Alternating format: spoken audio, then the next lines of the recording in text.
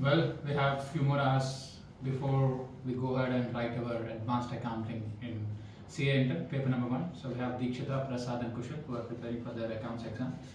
The first thing which we have done is create a very tight 20-hour challenge, 4 hours yesterday, 12 hours today and 4 more hours tomorrow.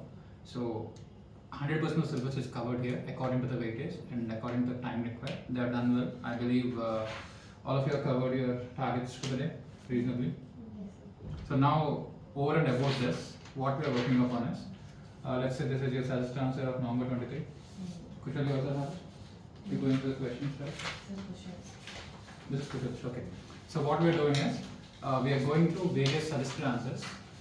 Each of them has a responsibility and then they have to finish that in 90 minutes. Question and answer, very fast. They have to finish it in 90 minutes. And then each of them has to explain that in 15-20 minutes. Let's say Deekshita went through this.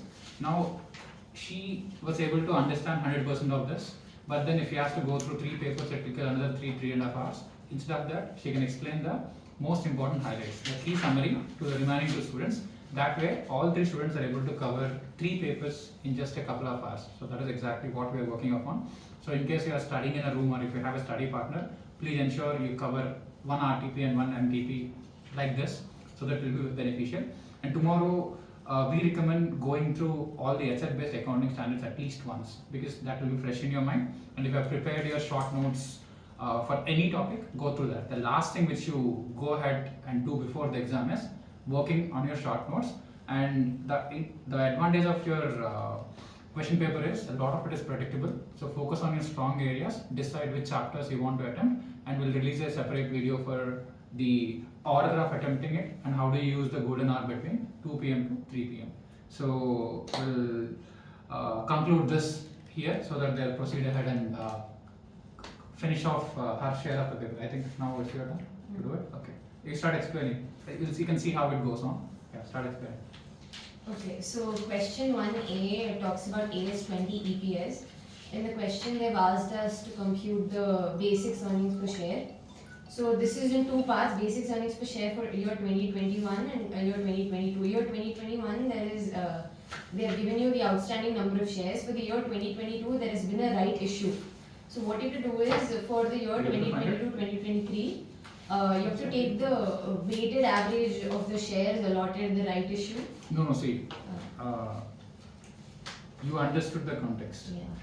So for them, simplify it without looking into the question. Just give them the gist. Don't assume that they went to the questions. Okay. Just give them the gist. So okay, here we have been asked to compute the basic EPS. When there has been a right issue, what you have to do is you have to find the adjustment factor. Then with the number of shares outstanding into the adjustment factors into the number of months it's been issued for when you do it. So net profit by that, the outstanding number of shares into the adjustment factor, and for the number of months issued, you will find your EPS. Did you get this? Adjustment clear? Move on. So just only talk about a specific adjustment. They don't have 90 minutes to spend. So 15 minutes you should be able to move. Okay. This is fine. Yeah. Next. So second one talks about AS5. We have been given a list of 8 conditions where we have to identify whether it's a prior period item or a change in accounting estimate or a change in accounting policy or an extraordinary item.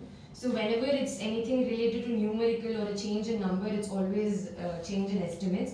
When it is said that something that's related to previous years, but you have to account for it, then you have to not. It falls under the prior period item.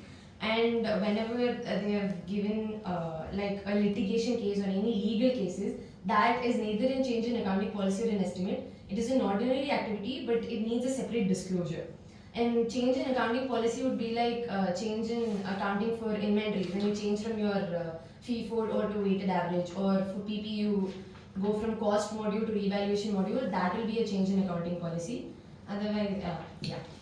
And any government grant given for the current year, which is actually related to the previous year, it will fall under the extraordinary items. So this is how it has to be done, so that you can quickly spot them in your mind, and you'll be surprised to see that whatever you learn in this format, you'll be able to recall very fast in the main exam. Okay? So just spend 1-2 hours if you have a study partner, else you can do it on your own. Thank you for your questions.